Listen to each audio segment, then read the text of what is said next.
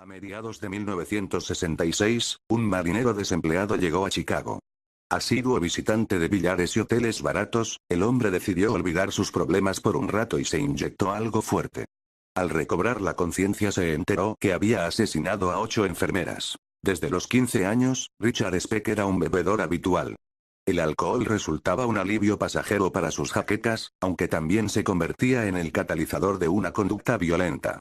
El 14 de julio de 1966, Speck se dio un pinchazo de droga en el brazo, el cual, combinado con píldoras barbitúricas y alcohol, convirtió al marinero tímido y desempleado en el protagonista estelar del llamado crimen del siglo de Chicago. El magnicidio del presidente John F. Kennedy, el 22 de noviembre de 1963, en la plaza de Alley, de Dallas, Texas, fue un extraño detonante de la criminalidad en Estados Unidos.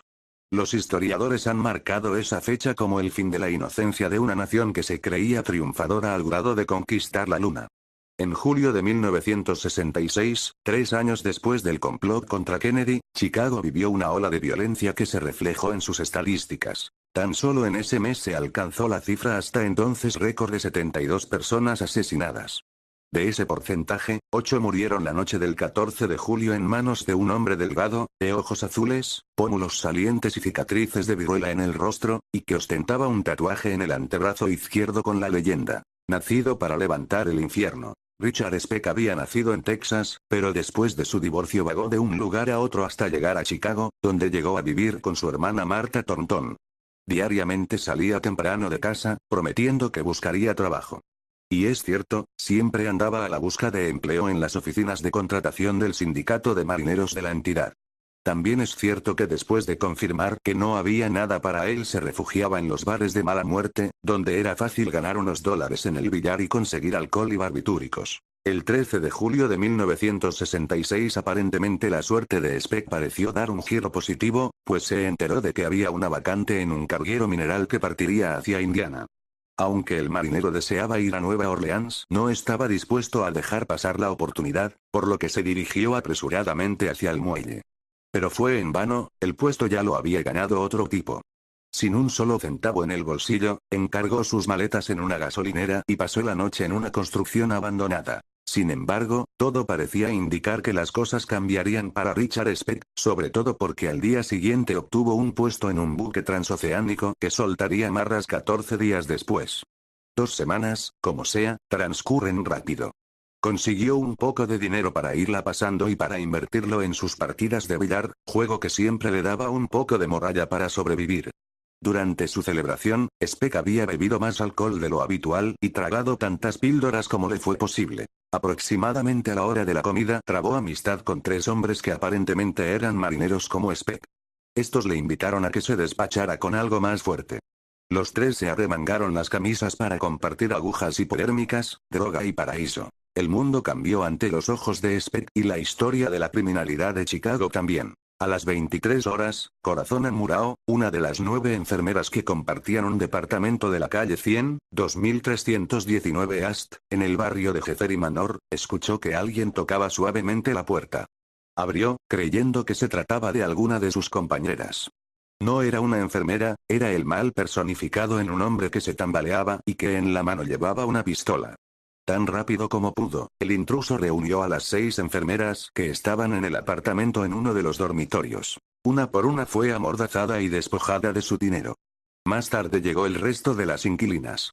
El hombre parecía no saber qué hacer con las enfermeras, estaba en cuclillas frente a ellas y jugaba en el suelo con el cañón de la pistola. De repente, se levantó, tomó a una de las chicas y se dirigió a otro dormitorio. La acción se repetiría durante algunas horas. Nunca hubo gritos, tampoco disparos, solo suspiros profundos, algunos ruidos no identificados del todo, agua de la llave y, después, un silencio ensordecedor. En medio del terror, Corazon Murao se refugió bajo una cama, un ardid que en circunstancias normales tal vez no habría servido de mucho, pero que, dadas las condiciones del asesino, resultó su salvación. Cerca de las 6 de la mañana, Amurao decidió salir de su escondite improvisado y desde una cornisa gritó, pidiendo ayuda. El primer agente que llegó al lugar fue Daniel Kelly, quien se enfrentó a una verdadera carnicería en la que 8 mujeres fueron estranguladas y apuñaladas. Solo una de ellas fue víctima de violación antes de compartir el destino de sus compañeras. El sadismo de los crímenes hizo que Andrew Toman, juez de instrucción forense, declarara: "Nunca vi nada igual. Es el crimen del siglo. Es el peor crimen que he visto jamás". Andrew Toman sabía de qué hablaba, pues la famosa masacre del día de San Valentín de 1929, un ajuste de cuentas entre las pandillas de Al Capone y Bugs Moran, cobró 6 víctimas, 2 menos que la perpetrada en el departamento de las enfermeras. Tras los informes proporcionados por Corazón Amurao, era cuestión de horas localizar al asesino.